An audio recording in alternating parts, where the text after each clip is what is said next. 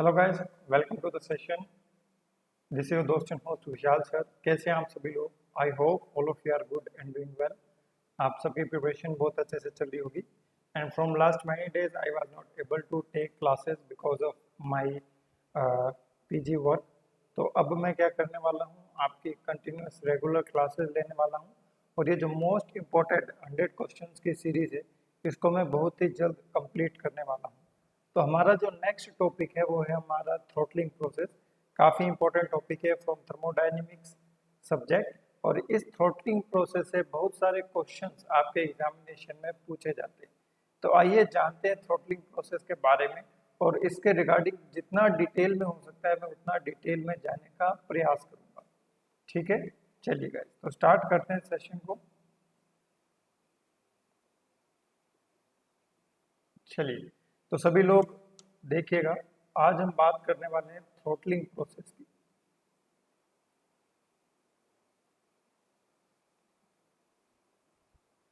अब throttling process से संबंधित क्या क्वेश्चन पूछा जाता है ये आपको पता होना चाहिए। ठीक है, कैसे कैसे क्वेश्चन बन सकते हैं, तो देखिएगा। थ्रोटलिंग से संबंधित सबसे पहला क्वेश्चन यही पूछा जा सकता है कि थ्रोटलिंग प्रोसेस होता क्या है। तो आपको पता होना चाहिए कि flow through,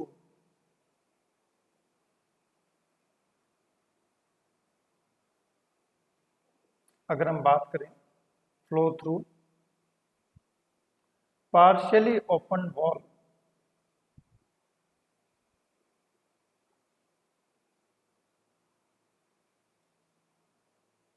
partially open wall, या फिर हम कह सकते हैं flow through restricted passage, flow through restricted passage. ठीक है, and flow through porous plug.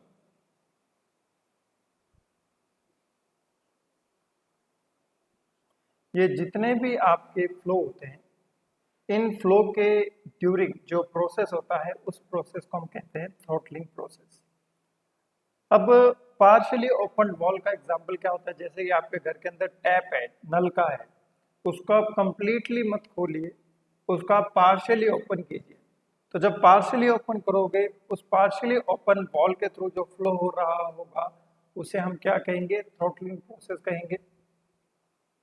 अब हमने उस पैसेज को पार्शियली ओपन किया है, मतलब एक तरीके का रिस्ट्रिक्टेड पैसेज हमने बना दिया है, तो that is also throttling process. Porous plug मतलब एक ऐसा प्लग जिसके अंदर बहुत सारे पोर्स होते हैं, और उन पोर्स के थ्रू आपका फ्लूइड क्या करता है? फ्लो करता है। जैसे से फॉर एग्जांपल, अगर आपने वाटर फिल्टर देखा होगा, तो उस वाटर फिल्टर के अंदर डिफरेंट कैंडल्स लगी होती है, और उस कैंडल्स के थ्रू जो फ्लो होता है उसे हम क्या कहते हैं? थ्रोटलिंग प्रोसेस कहते हैं। तो अगर हम बात करते हैं थ्रोटलिंग प्रोसेस की, तो इसमें हम देखते हैं कि किस तरीके से आपका फ्लो होता है। तो चलिए,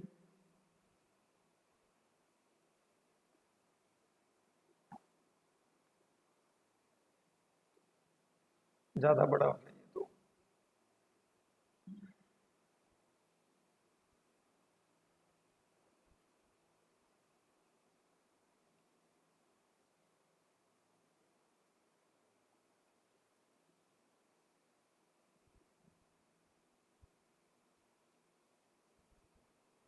ये मान लीजिए एक पाइप है,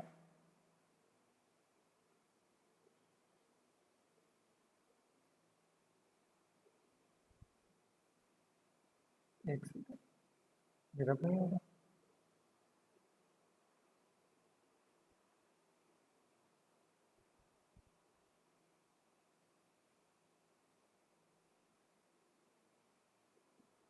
शायद ये रब नहीं होगा, है ना?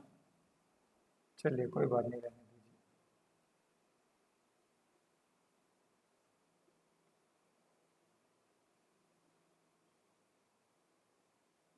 मान लीजिए यहाँ से आपका कोई फ्लूइड एंटर करता है इधर, और यहाँ से आपका जो फ्लूइड है वो बाहर की तरफ निकलता है। ठीक है, सो this is your entry and this is your exit. हमने क्या कर रखा है, यहां पर लगा रखा है पोरस प्लग।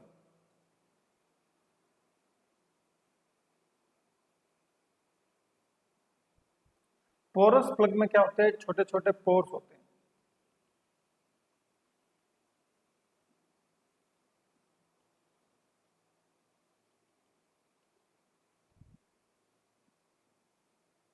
इसके अंदर ये छोटे छोटे पोर्स हैं। इन पोर्स के थ्रू होते हुए आपका फ्लूइड क्या करेगा, फ्लो करेगा। तो अब हम यहाँ पर जानने की कोशिश करेंगे कि थ्रोटलिंग प्रोसेस की क्या क्या कैरेक्टरिस्टिक्स होती है। मान लीजिए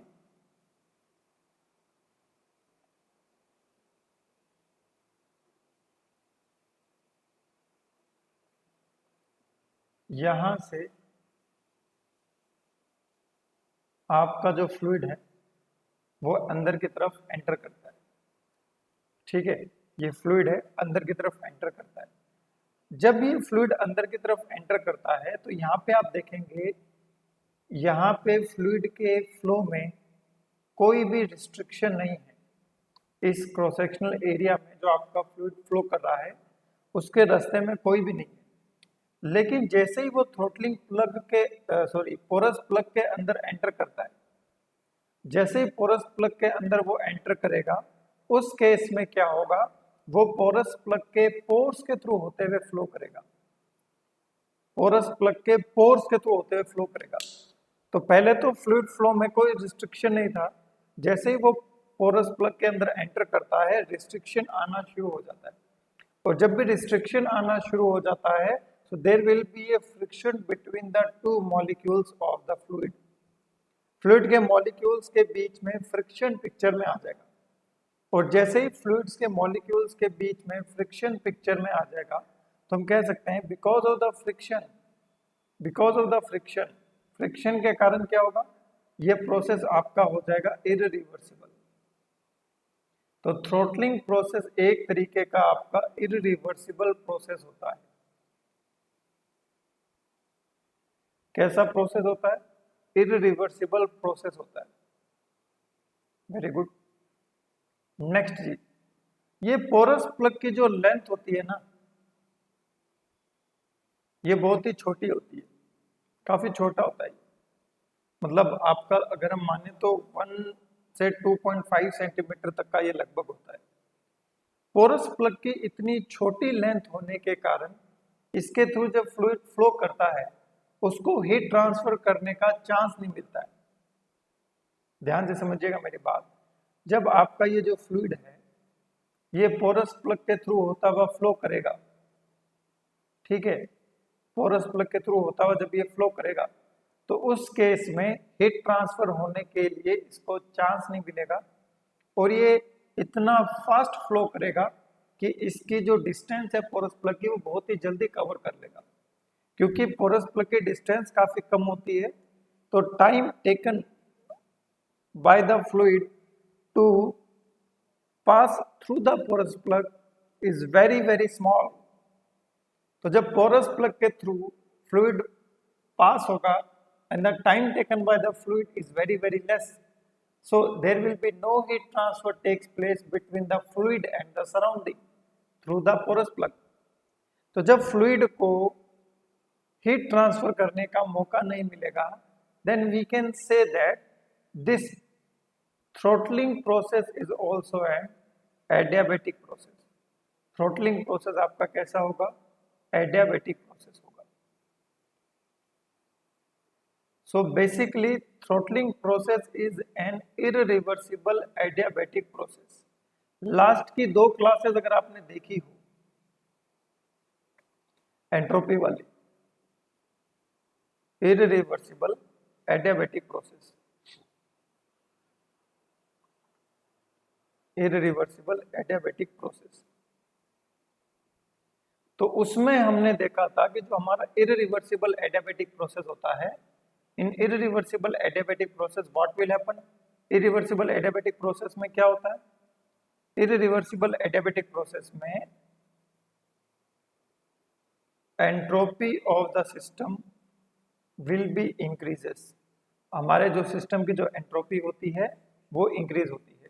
रिवर्सिबल एडियाबेटिक में entropy will remain same, but in irreversible adiabatic process entropy will be increases.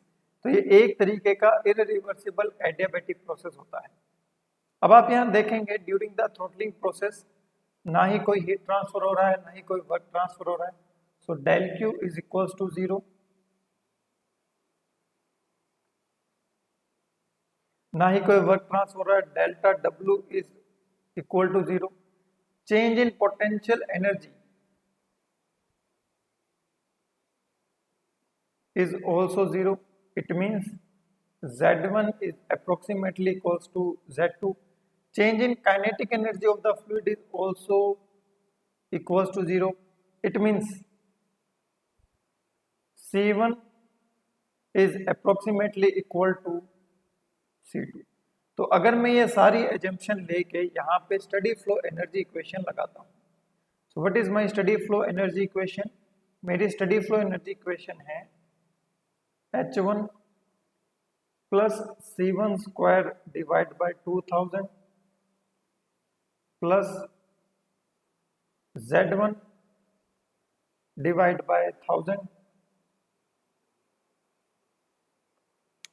यहाँ पे ZGZ लगा देता हूँ मैं ना, तब सही रहेगा। GZ1 divided by 1000, okay, plus delta Q equal to H2 plus C2 square divide by 2000 plus GZ2 divide by 1000 plus delta W। अब आप यहाँ पे देखेंगे कि it is an adiabatic process with no work interaction between the system and surrounding. Change in kinetic energy is 0, approximately 0.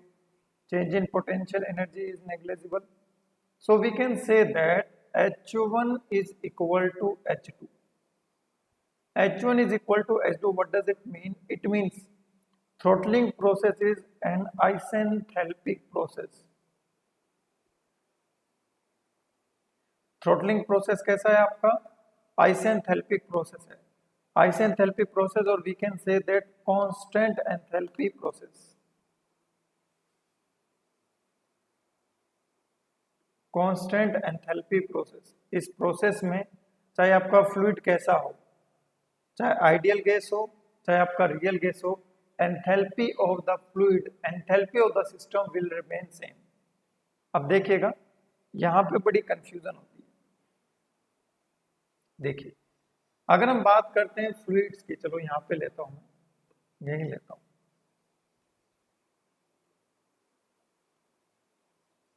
तो fluids आपके दो तरीके के हो सकते हैं। एक तो हो सकता है आपका आइडियल गैस और एक हो सकता है आपका रियल फ्लूइड, या फिर हम कह सकते हैं रियल गैस। आइडियल गैस में आपको पता है कि जो हमारा एंथैल्पी होता है it is a function of temperature only. Ideal gas की एंथैल्पी केवल और केवल टेम्परेचर पर निर्भर करती है।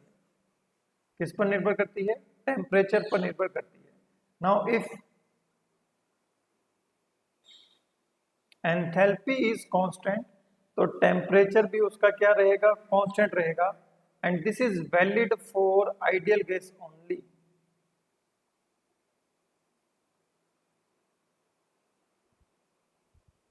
This is valid for ideal gas only. और आइडियल गैस का एग्जांपल हम क्या ले सकते हैं? आइडियल गैस का एग्जांपल हम ले सकते हैं air. Air can be treated as an ideal gas, air को हम एज आइडियल गैस ट्रीट कर सकते हैं। रियल फ्लूइड में क्या होता है? रियल फ्लूइड में enthalpy is not function of temperature only, वो अदर फैक्टर्स पर भी डिपेंड करता है।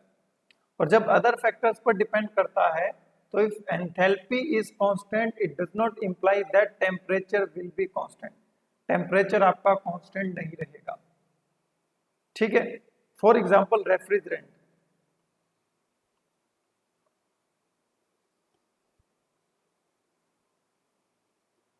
आपके जो रेफ्रिजरेंट्स होते हैं ड्यूरिंग द थ्रोटलिंग प्रोसेस उनकी एंथैल्पी तो कांस्टेंट रहती है, बट उनका टेम्परेचर कांस्टेंट नहीं रहता है।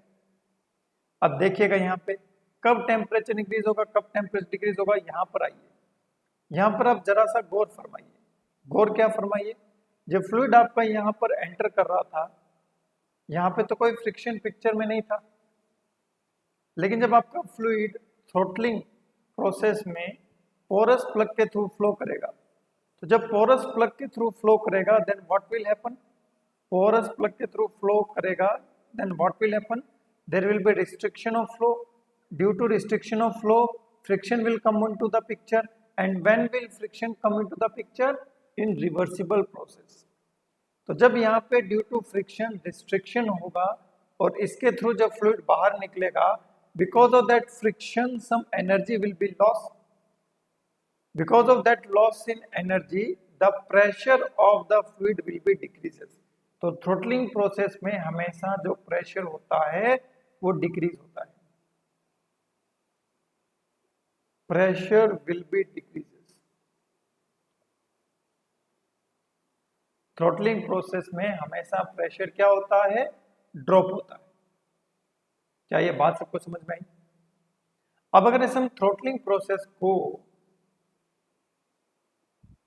किसी ग्राफ पर अगर हम ड्रॉ करें तो किस तरीके से ड्रॉ होगा, देखो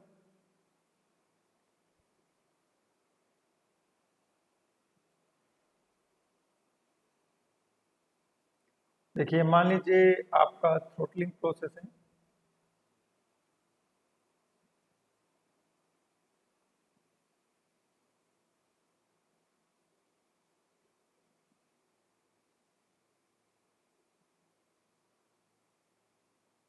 अब मैं इसको एक ग्राफ पर रिप्रेजेंट करता हूं और वो ग्राफ कैसा है आपका, PH diagram, TH diagram, TPH कर लेते हैं ना, टेम्परेचर प्रेशर डायग्राम करते हैं। चलिए टेम्परेचर, ये तो दिखेगा ही नहीं, टेम्परेचर प्रेशर डायग्राम। एक आपने नाम सुना होगा जूल थॉमसन कोफिशिएंट, है ना? तो what do you mean by Joule Thomson coefficient, यहाँ पे बताता हूं मैं आपको, चलो।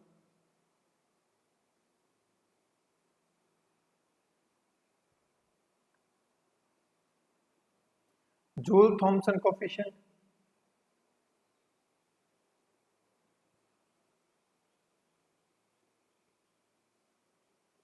ठीक है, सुना है किसी ने? कमेंट सेक्शन में कमेंट करके बताइएगा। जूल थॉमसन कोफिशिएंट क्या होता है, उसको आप याद रखिए टीपीएच से, डो टी अपॉन में dough P at constant enthalpy. और कांस्टेंट एंथैल्पी प्रोसेस कौन सा होता है, थ्रोटलिंग प्रोसेस। और थ्रोटलिंग प्रोसेस में हमेशा प्रेशर क्या होता है, डिक्रीज होता है। तो देखते हैं क्या होता है, टेम्परेचर पर क्या इफेक्ट पड़ता है।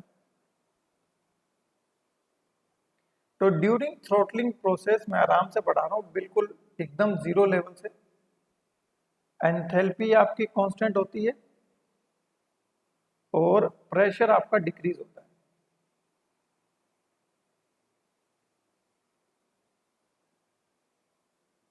तो इसका जो डायग्राम होता है ना, वो देखो कैसे बनेगा, ऐसे बनता है, सॉरी,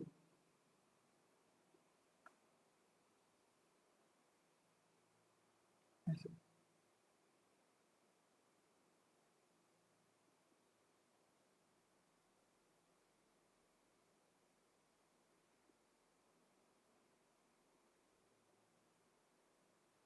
ऐसे। सो दिस इज थ्रोटलिंग प्रोसेस, जिसमें प्रेशर डिक्रीज होता है और टेम्परेचर इंक्रीज भी हो सकता है, टेम्परेचर डिक्रीज भी हो सकता है। अगर मैं इन सभी कर्व्स की जो पीक है उनको मैच करूं, ये जो भी पीक्स आ रही हैं उनको मैच करूं,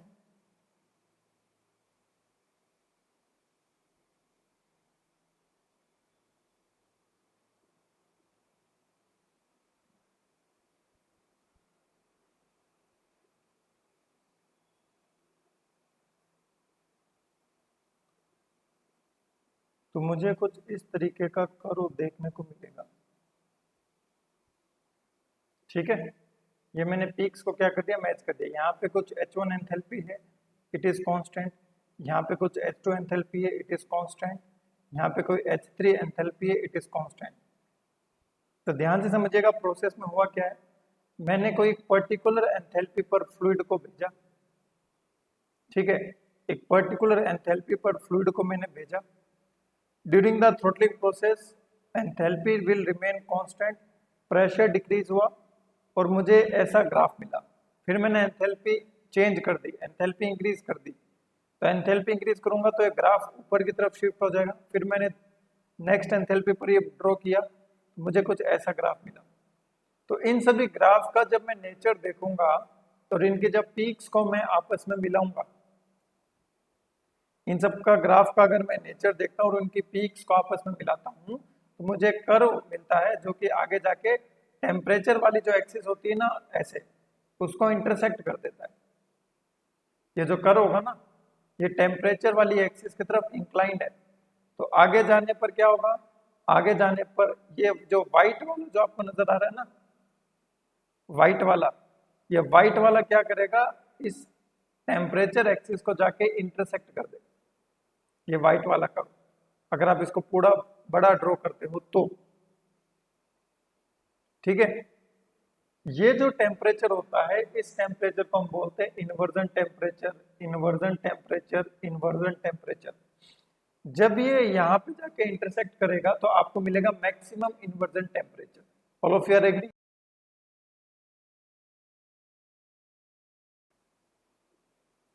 सो this is your maximum inversion temperature. हमेशा रेफ्रिजरेंट का inversion temperature maximum inversion temperature से कम होना चाहिए, वो आप आरएसी में पढ़ेंगे। अभी इसको थर्मोडायनेमिक्स पॉइंट ऑफ व्यू से कंप्लीट करते हैं। अब आप देखेंगे कि यहाँ पर आपको दो क्षेत्र मिल रहे हैं, एक तो है आउटसाइड दिस कर्व और एक है इनसाइड दिस कर्व। दो क्षेत्र मिल गए। आउटसाइड वाले कर्व को हम क्या बोलते हैं, यहाँ पे देखो टेम्परेचर इंक्रीज हो रहा है, सीधा बता रहा हूं मैं आपको। यहाँ पे देखो टेम्परेचर इंक्रीज हो रहा है, टेम्परेचर इंक्रीज हो रहा है ना। ये इनिशियल टेम्परेचर है और ये वाला फाइनल टेम्परेचर है। तो टेम्परेचर इंक्रीज हो रहा है। इसको अगर आप समझना चाहो तो समझ लो। देखो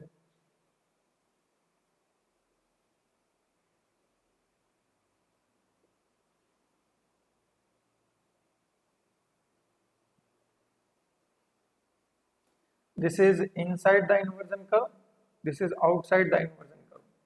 Temperature, pressure, temperature, pressure. Pressure will always decrease. This is initial state, this is final state, this is initial state, this is final state. तो यहाँ पे जो है आपका एक में टेम्परेचर डिक्रीज हो रहा है, एक में आपका टेम्परेचर इंक्रीज हो रहा है। अगर मैं जूल थॉम्सन कोफिशिएंट निकालू dt अपॉन में dP at constant enthalpy will be T final minus T initial divided by P final minus P initial। Inside में आपको पता है क्या हो रहा है, इनसाइड में final temperature is less than initial temperature and final pressure is less than initial pressure. तो हम क्या कह सकते हैं, हमारा जो जूल थॉम्सन कोफिशिएंट आएगा, ऊपर भी नेगेटिव नीचे भी नेगेटिव, तो Joule Thomson coefficient inside the inversion curve is positive. This curve is known as inversion curve.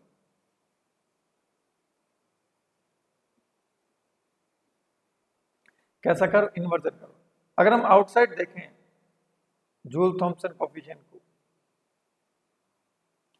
at constant enthalpy, it will be T final minus T initial divided by P final minus P initial at constant enthalpy।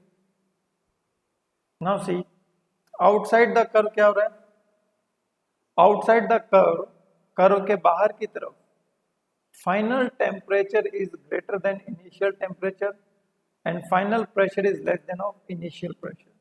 तो Joule Thomson coefficient देखो, T final minus T initial, T final is greater than T initial तो ऊपर आ रहा है आपका positive, नीचे P final is less than P initial तो नीचे आ रहा है नेगेटिव। तो जूल थॉमसन कोफिशिएंट आपका क्या आएगा, नेगेटिव आएगा। Outside the curve, outside the curve it is negative, inside the curve it is positive. Joule-Thomson coefficient nothing, it is a slope of isenthalpic process on temperature pressure diagram. Joule-Thomson coefficient is slope of isenthalpic process on temperature pressure diagram. Outside the inversion curve Joule-Thomson coefficient is negative and inside the inversion curve Joule-Thomson coefficient is positive. अब देखिएगा VCRS cycle में हम क्या करते हैं, एक throttling process use में लेते हैं in order to decrease the temperature. Throttling process में क्या होता है, हमेशा प्रेशर डिक्रीज होता है, थ्रोटलिंग प्रोसेस में हमेशा प्रेशर डिक्रीज होगा। तो कौन से वाले में टेम्परेचर डिक्रीज हो रहा है, इनसाइड वाले में, यहां पे टेम्परेचर डिक्रीज हो रहा है। तो हमें ऐसा फ्लूइड लेना पड़ेगा, ऐसा रेफ्रिजरेंट लेना पड़ेगा जिसका जूल थॉमसन कोफिशिएंट क्या हो, पॉजिटिव हो। तो ये भी आप याद रख सकते हो, यहाँ पे जूल थॉमसन कोफिशिएंट पॉजिटिव है ना, तो ऐसा रेफ्रिजरेंट लेना है जिसका जूल थॉमसन कोफिशिएंट क्या हो, पॉजिटिव। कुछ ऐसे फ्लूइड्स में होते हैं जिनका जूल थॉमसन कोफिशिएंट क्या होता है, नेगेटिव होता है, that can not be used as a refrigerant. Hydrogen का जो जूल थॉमसन कोफिशिएंट होता है इट इज नेगेटिव, तो उसको एज ए रेफ्रिजरेंट हम यूज में नहीं ले सकते। So this is all about your Joule Thomson coefficient, और यहाँ था आपका थ्रोटलिंग प्रोसेस। अगर आप इसका फॉर्मूला देखना चाहें तो फॉर्मूला भी आप देख सकते हैं, देखिएगा। What is Joule Thomson coefficient, Joule Thomson coefficient is TPH at constant enthalpy process। कैसे, at constant enthalpy process। तो आपके पास एक इक्वेशन होती है TDS इक्वेशन, दो इक्वेशन है हमारे पास TDS इक्वेशन, अगर आपको याद हो तो। एक TDS इक्वेशन है du प्लस PdV, एक है DH minus VdP। Both equations are valid for any process, any system, any working fluid because इन दोनों इक्वेशन में प्रॉपर्टीज है, and properties are the point function which does not depend on the path followed by the system। यहीं से हमें एक दूसरी TDS equation मिलती है डिफरेंशियल फॉर्म में, थर्मोडायनेमिक्स रिलेशंस में आप पढ़ते हो। du को मैं लिख देता हूँ CV dt, TDS इसको मैं लिख देता हूँ CP dt, प्लस माइनस यहाँ पे भी T, यहाँ पे भी T, इन ब्रैकेट। ठीक है, यहाँ CV है तो यहाँ भी CV, यहाँ पे CP है तो यहाँ पे भी CP। ठीक है, V है तो यहाँ पे DV, और P है तो यहाँ पे आपका DP। नीचे आ जाएगा DT, यहाँ पे आ जाएगा DV, नीचे आ जाएगा DT, यहाँ पे आ जाएगा DP, DP। ठीक है, कोई डाउट है तो यहाँ पे मुझे बताइए। एक तो हमारी इक्वेशन है TDS बराबर DU प्लस PdV, एक इक्वेशन है हमारी TDS बराबर DH माइनस VdP। TDS का TDS आ गया, CVDT CPDT सही है, दोनों में DU की जगह CVDT और DH की जगह CPDT, plus minus T DP upon DT at B, DV upon DT at P, DV और DP, DV और DP। तो ये दो इक्वेशन आपको याद रखनी पड़ेगी, TDS इक्वेशन। इन दोनों इक्वेशंस का यूज करके आप क्या कर सकते हो, जूल थॉमसन कोफिशिएंट का जो फॉर्मूला है वो आप क्या कर सकते हो, डिराइव कर सकते हो। तो अभी हम इसको क्या करते हैं, डिराइव करते हैं। इन इक्वेशंस का यूज करना बहुत ही सिंपल है। देखो अब क्या करो, ये वाली इक्वेशन लेके आओ और यहाँ पे TDS की वैल्यू पुट करो, तो CP DT minus T in bracket DV upon में DT at constant pressure DP बराबर DH माइनस में VD, तो DH will be equal to CP DT, ठीक है, plus in bracket T common ले लें क्या, T कॉमन लेने की जरूरत नहीं है, T in bracket dV upon में dt at constant pressure, minus में V यहाँ हो जाएगा आपका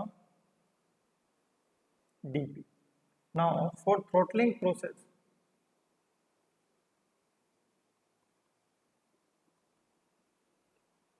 थ्रोटलिंग प्रोसेस में क्या होता है, थ्रोटलिंग प्रोसेस में एंथैल्पी आपके कांस्टेंट होती है and change in enthalpy will be zero, therefore we can write it as a, तो मेरी इक्वेशन क्या थी, एक बार मैं वापस लिख देता हूँ, DH बराबर में CP DT plus in bracket T, एक सेकंड रुकना बेटा, ये माइनस वाला इधर आएगा तो ये प्लस हो जाएगा,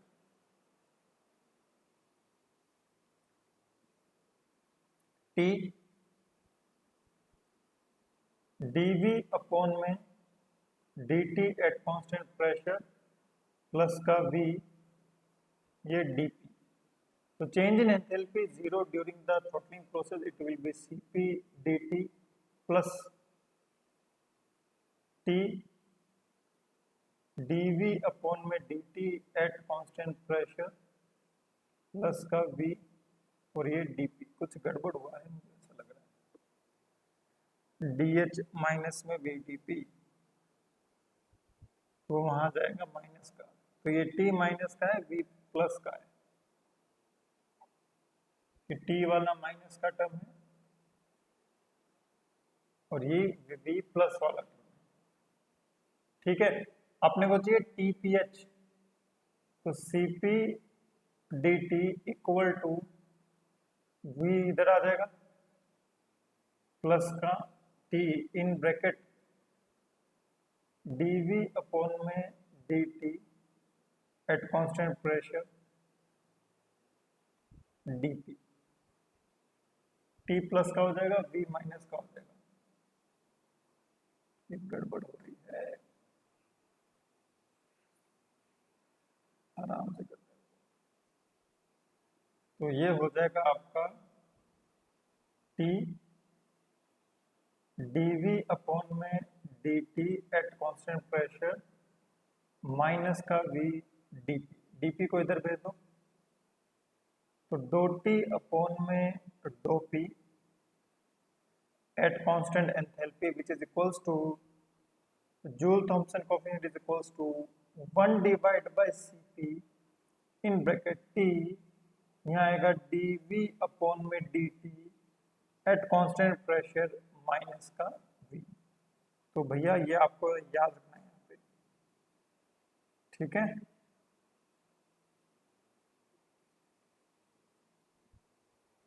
जूल थॉमसन कोएफिशिएंट, यहाँ से क्वेश्चन पक्का बनता है आपके पेपर में, this is very very important formula from examination point of view, 1 by Cp in bracket of T dV by dt at constant pressure minus of V, okay, so this is all about your throttling process, Joule Thomson coefficient, inversion करो, positive Joule Thomson coefficient, negative Joule Thomson coefficient, और एक चीज और यहाँ पे मैं आपको बता देता हूँ, तो यहाँ एक चीज और देख लो आप, जैसे जूल थॉमसन कोएफिशिएंट क्या होता है, TPH, so for ideal gas temperature will remain constant during throttling process, so temperature will remain constant during throttling process, 0 divided by something is equal to 0, it means Joule Thomson coefficient is equal to 0 for ideal gas,